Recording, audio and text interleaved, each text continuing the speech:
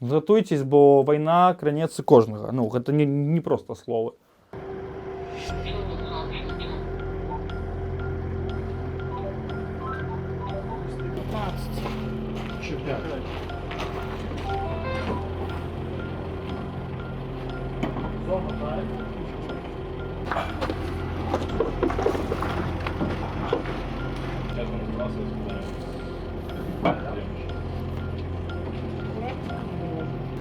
Зону.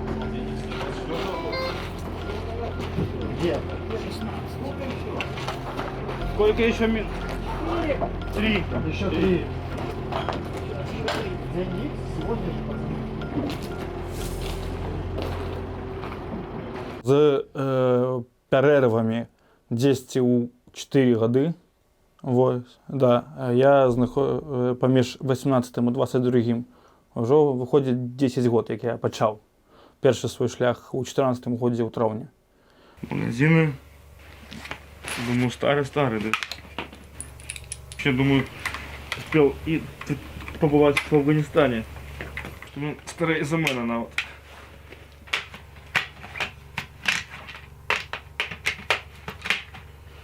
Руки дрожат перед боем.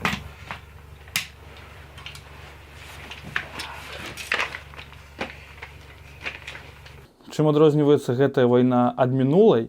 Ну, па-першае, гэта адна і тая самая вайна, якая цягнецца 10 год. А калі ўжо сапраўды казаць пра адрозненне, то тут прасцей будзе казаць пра тое, што засталося такім самым. Бо нішто не стаіць на месцы, развіваюцца тэхналогіі, развіваюцца, выгатаўляецца, выдумваецца новая зброя, выкарыстоўваецца новая зброя, новыя засабы супрацьдзеяння гэтай новай зброі. Увесь час все змяняецца. Калі умоўна вельмі кратка сказаць, ну, гэта неба. Неба авіацыя, якой не было ў той вайне, БПЛА, якіх не было ўвогуле, я не памятаю, за перыяд 14-го года і ўжо ў 15-м першыя адзінкавыя такія выпадкі, пра якія я чуў. Сам упершыню сутыкнуўся з працай з БПЛА я аж у 16-м годзе на Аўдзеўцы, калі яны карэгавалі работу нашых мінамётных батарей, калі я быў як выконуючы абавязкі камандзіра мінамётнай роты вагнявой падтрымкі. Вот тады я ўпершыню іх там пабачыў. Таму вялікае адрозненне, да, гэта неба, FPV, крыла, ну і авіацыя з іх фабамі, кабамі. То есть ты смотришь, у тебя 30-0 стоит на прицеле, и ты ровно смотришь на ориентир. Да. Ты понимаешь, что у тебя смотрит ровно на вот, там, 43, там, 07 на антенну. Третий нахуй сразу в одну и ту же точку. Четвертый, блядь. Ну, это сильно. Тое, як мы ў 14 годзе маглі на пярэднюю пазіцыю паставіць ПТРК, яна там працавала некалькі месяцаў адтуль. І праціўнік ведаў, што мы там знаходзімся, ён ведаў пра гэтую пазіцыю, але ну, нічога зрабіць не мог. Сёння цяжка ўявіць, каб гэта быў бы нейкі трохпавярховы будынак на пярэднім краі, з якога бы зверху страляла бы там розныя крупнакаліберныя кулямёты і ПТРК, і каб ён хаця бы дзень прастаяў. Мне здаецца, вот зараз уявіць такое немагчыма. Оркі бы знішчылі бы такое за першую добу бы знішчылі. А тады гэта было рэальна. Тады мы выходзілі, калі ты не на прямой бачнасці з ворагам, ты мог спакойна, разумеючы, што там нават кіламетр да яго, але няма прямой бачнасці. Спакойна хадзіць па торсу голый і загараць пад сонцам, не хвалюючы, што там ён цябе там пабачыць і нешта зробіць. Вось, то зараз ты на адлегласці 20 кілометраў ты едзеш трымаючы дэтэктары дронаў і хвалюешся, што ўжо на такой адлегласці 20 км ад фронта можуць знішчыць. Вось. І FPV, вот наши, дарэчы, вот учора, вот наши FPV адпрацавалі па мэтах, адна з якіх была на адлегласці 20 км. Таму так, уявіць, каб пазіцыя мела розныя буйнакаліберныя, там, не ведаю, кулямёты, засабы супрацьтанкавыя і працавала, стаяла на першай лініі больш за паўгады, да.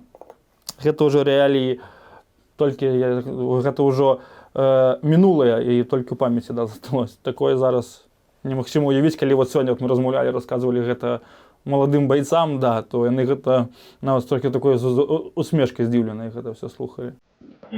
Вообще висит, да.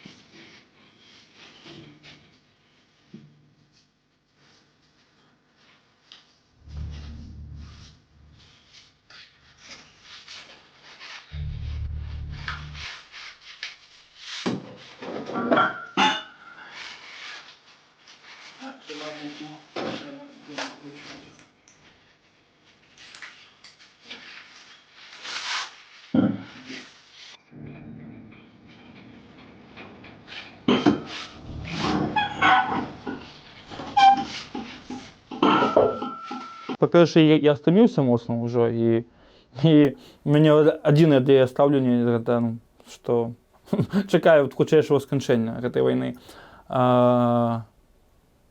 По-друге, я скажу, що от, напевно, такий головний критерій, який я от порівнув усім, з гэтых 2, ну вже 3 годи, вже третій, 2,5 годи за гэтых активної фази, я набагато больш, нашмат больш страціў на гэтай вайне сяброў, пабрацімаў, знаёмых, чым за ўвесь перыяд з 14 по 22 год.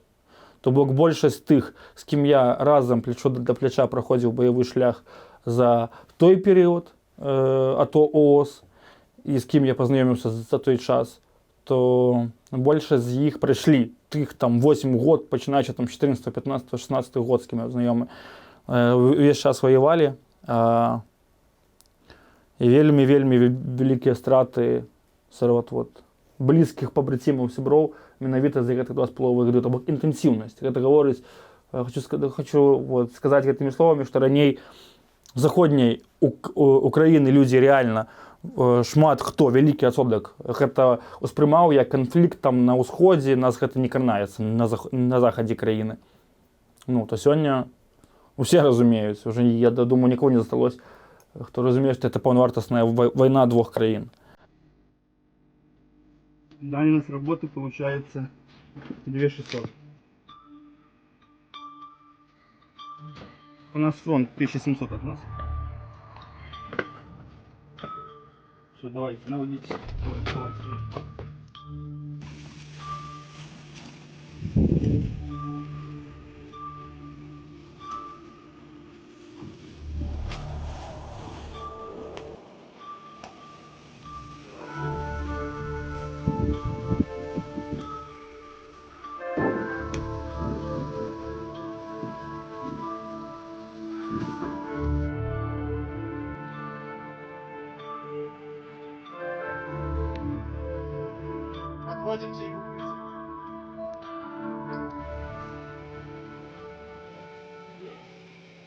Готово.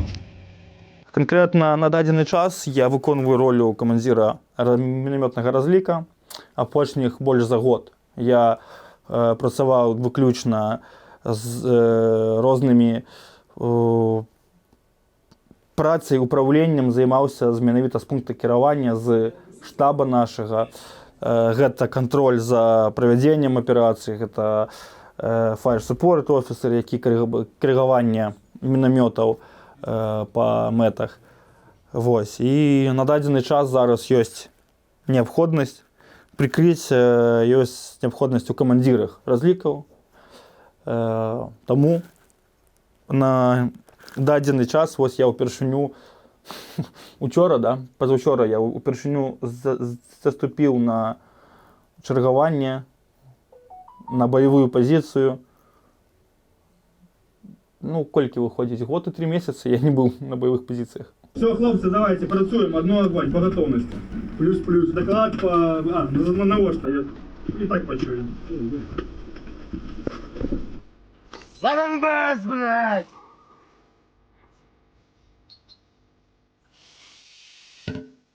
Выстрел!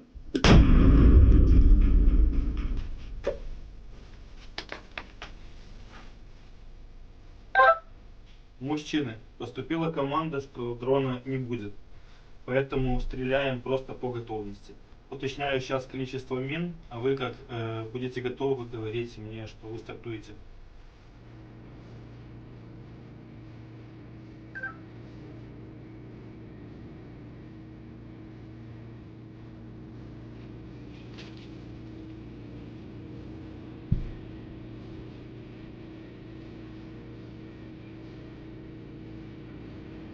Пострел!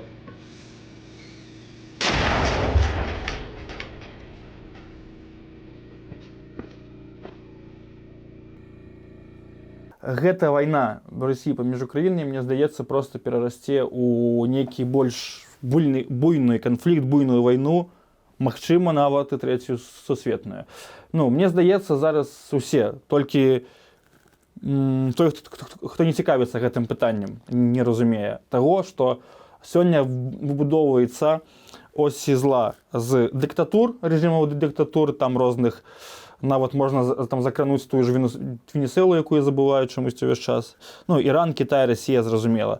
І краіны захаду, краіны дэмакратіі, якія сёння стаяць па боку краіны. І мне, здаецца, гэта відавочна, што пазіцыя Расіі – поўная капітуляцыя Украіны. Украіна на гэта не гатова, пазіцыя Украіны – поўны вывад войск з тэрыторыі Украіны. То бок падставаў, каб прыйсці да некага новага замірэння без, на выгадных пазіцыях для Украіны або на выгадных для Расіі, гэта немагчыма, таму што іх пазіцыі розныя. І гэта прызвядзе да таго, што больш дзяржаваў проста падключацца ў гэты канфлікт не дапамогай рэсурсамі, а сваім беспасярэднім удзелам. І, магчыма, гэта можа як на ўсходзе распачацца, як і з Тайваня, як і з Украіны, магчыма. Аднаму Богу вядома. Але зразумела, што замірэння чакаць не прыйдзецца нам, а прыйдзецца нам сустракаць яшчэ больш буйную фазу. І мы будзем называць гэтую фазу, якая трывае зараз, другой. А ўжо паўнамаштабную сусветную ўжо будзем называць трэцяй фазай. Гатуйцесь, бо вайна кранецца кожнага. Ну, гэта не проста словы. Або вы будзеце сярод тых мільёнаў, якія будуць в давках паміраць за месца ў бункеры падземным, або з чесцю і з разуменнем канкрэтным свайго месца рабіць усё дзеля таго, каб, скажу банальна, але добро перамагло зло. Каб, я бы сказаў так, рэжымы дэмакратыі перамаглі аўтарытарныя рэжымы.